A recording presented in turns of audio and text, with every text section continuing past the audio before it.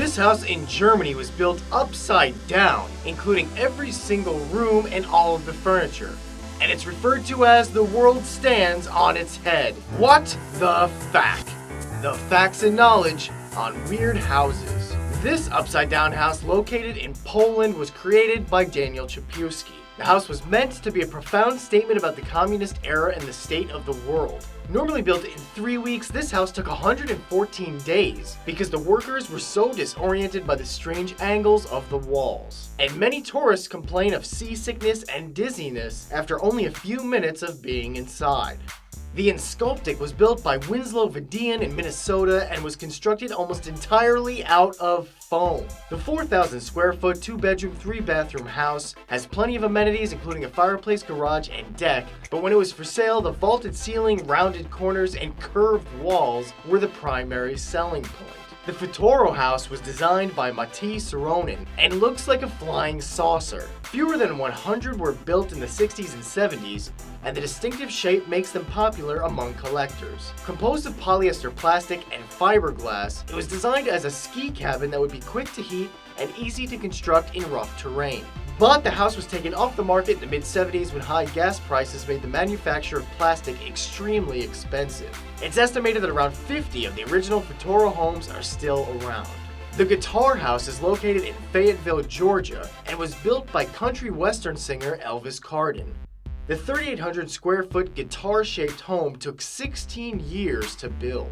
The exterior walls have the perfect curves of a Gibson. It has aluminum cables across the length for strings, and upon completion, Cardin released an album called Living in an Old Guitar. The Dog Bark Park Inn is a bed and breakfast inside the world's largest beagle. Located in Idaho, it was built by husband and wife owners Dennis Sullivan and Francis Conklin.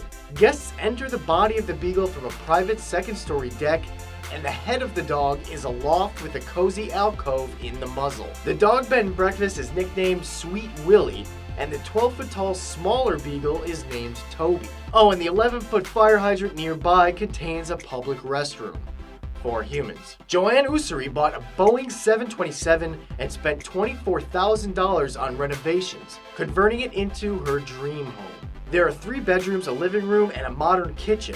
There's a jacuzzi in the cockpit, and Joanne's bedroom is in first class. She says next time she wants a Boeing 747 because those have it upstairs and she wants to go upstairs to go to bed. And there's also a guy named Bruce Campbell in Oregon who renovated his own Boeing 727 into a home, but his cost around $200,000. In Pelham, Pennsylvania, there's a 48-foot-long, 25-foot-tall shoe house.